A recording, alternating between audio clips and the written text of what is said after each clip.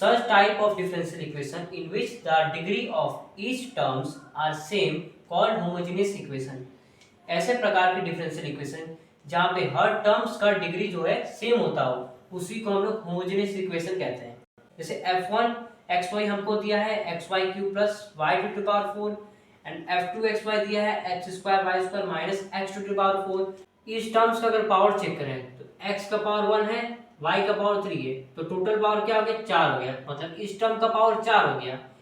Third step differentiate equation first. ये जो first equation जो माने हैं इसको डिफरेंशिएट कीजिए with respect to x, x के रिस्पेक्ट में, तो हमें क्या मिलेगा dy बाई dx मिलेगा। इसको डिफरेंशिएट करेंगे तो हमको dy बाई dx मिल जाएगा। इसको सेकंड इक्वेशन मानिए। Hello learners, welcome to in focus. आज हम पढ़ने वाले हैं होमोजेनियस इक्वेशन जो कि थर्ड मेथड है डिफरेंशियल इक्वेशन के जनरल सॉल्यूशन को निकालने के लिए। ये जो भी मेथड पढ़ रहे हैं ये ऑर्डिनरी डिफरेंशियल इक्वेशन के अंदर आता है। आइए देखते हैं होमोजेनियस इक्वेशन क्या होता है। Such type of differential equation in which the degree of each terms are same called homogeneous equation। ऐसे प्रकार के डिफरेंशियल इक्वेशन जहाँ पे हर टर्म्स का डिग्री जो है सेम होता हो उसी को हम लोग होमोजेनियस इक्वेशन कहते हैं। Let dy by dx equal to function of x, y।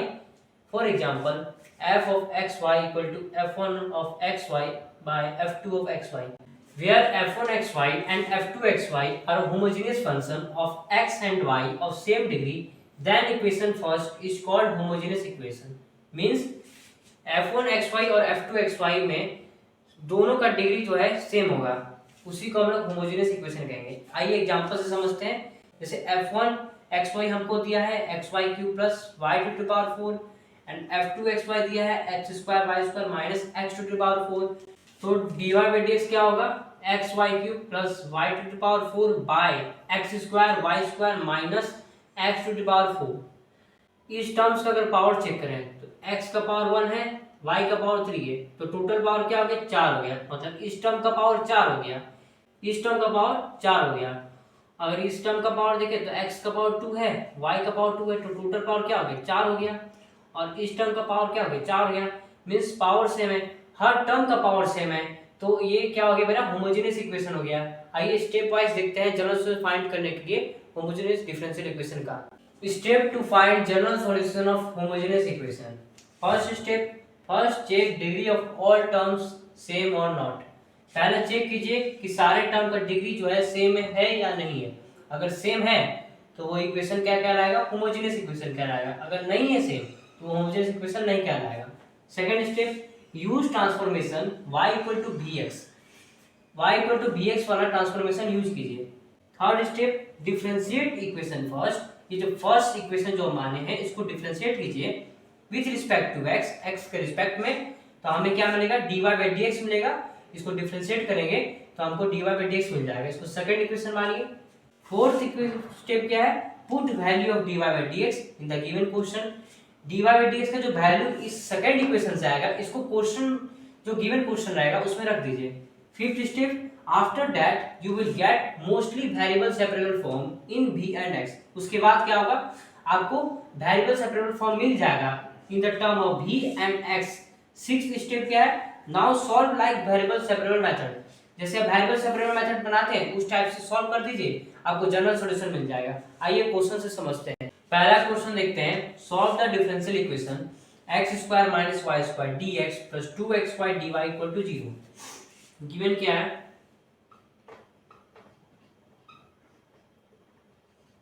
x square minus y square dx plus 2xy dy equal to 0।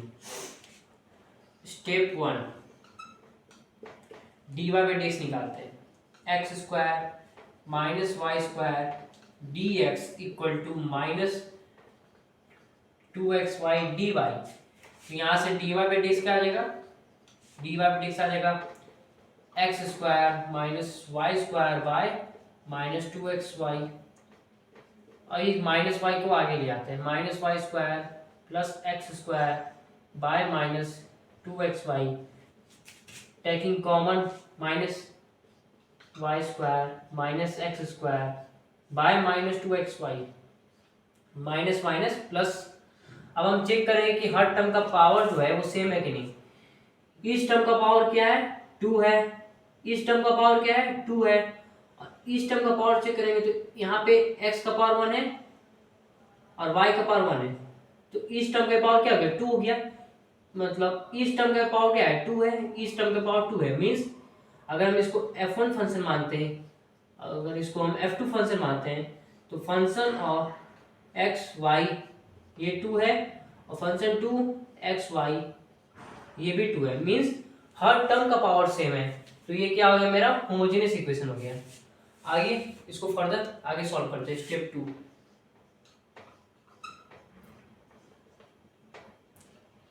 Using transformation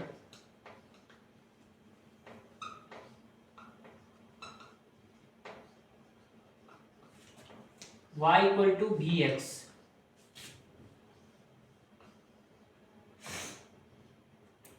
इसको हम इक्वेशन फर्स्ट मान लेते हैं डी वाई डी एक्स वाला, इसको हम सेकेंड इक्वेशन मान लेते हैं। Step 3,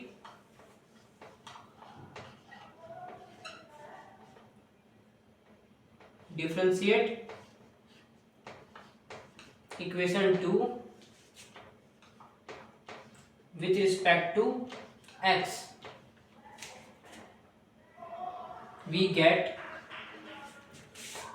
dy by dx equal to v plus x dv by dx।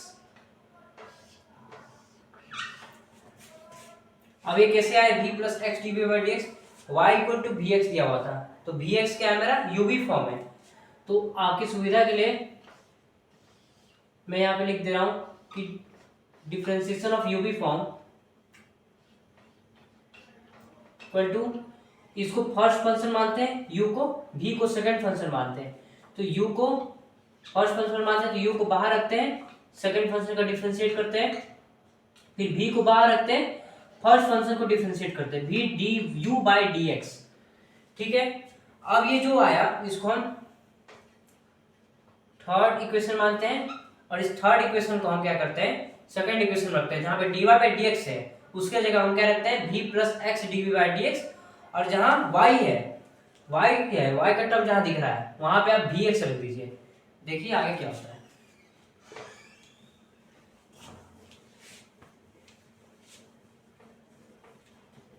तो क्या आ जाएगा,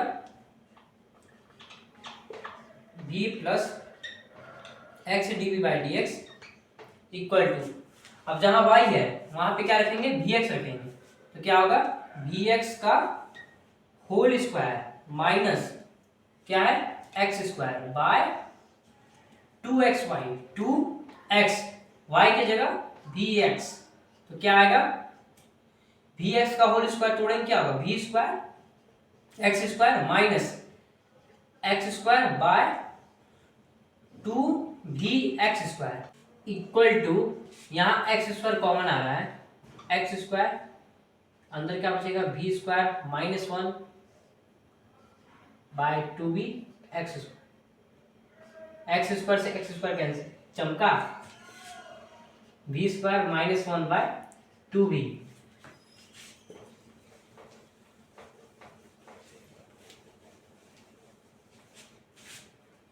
x dv by d x, इस v को उधर भेज दीजिए, क्या होगा, v square minus 1 by 2v minus v, तो x dv by d x, अब 2v एलसीएम हो जाएगा, तो क्या होगा, v square minus 1 minus v 2v x dv by d x, क्या होगा, v square minus 1 minus 2v square by 2v, क्या आ जाएगा, माइनस 2v स्क्वायर को अगर हम ऐड करेंगे v स्क्वायर में तो क्या बचेगा, minus v square minus 1 by 2v, और वो किसका इक्वल है, x dv by d x का। क्या आ जाएगा, x dv by d x equal to minus v square, यहाँ माइनस कॉमन करके क्या होगा, minus v square plus 1 by 2v।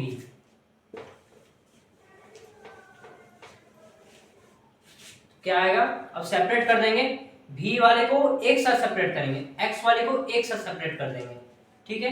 तो v वाले को x से सेपरेट करना मतलब 2v इधर चल जाएगा 2v dv और v स्क्वायर प्लस 1 नीचे आ जाएगा, dx इधर चल जाएगा और x नीचे आ जाएगा, मतलब v का टर्म एक साथ x का टर्म एक साथ हो जाएगा। क्या होगा 2v dv by minus v square plus 1 equal to dx by x। ठीक है, ये माइनस को उधर भेज दीजिए ताकि इजी पड़ जाएगा। तो क्या होगा 2v dv by v square plus 1 equal to minus dx by x। अब क्या करेंगे, दोनों जगह इंटीग्रेट कर देंगे। ठीक है, मेरा v का टर्म तो सेपरेट हो गया और x का टर्म भी सेपरेट हो गया। अब क्या करेंगे, दोनों जगह इंटीग्रेट कर देंगे, इंटीग्रेटिंग बोथ साइड।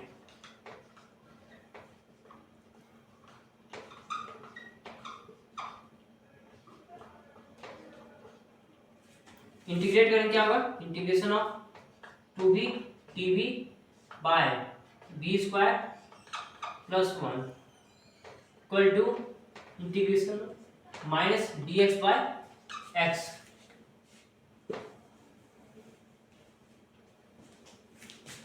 अब क्या करेंगे, जो v स्क्वायर प्लस 1 है अगर हम इसको t मान लेंगे तो इसका डिफरेंशिएशन ऊपर दिख रहा है 2v dv।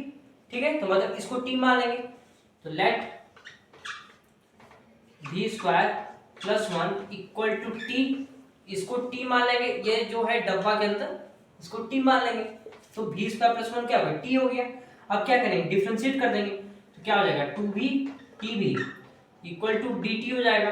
तो 2v dv का वैल्यू क्या आ गया dt आ गया, तो 2v dv का जो वैल्यू जो dt आया इसको यहाँ पे रख देंगे, तो क्या हो जाएगा इंटीग्रेशन ऑफ dt और नीचे क्या आ जाएगा v स्क्वायर प्लस 1 का t हो जाएगा और इसका क्या होगा dx बाय x है ना, minus integration of dx by x। अब हमें पता है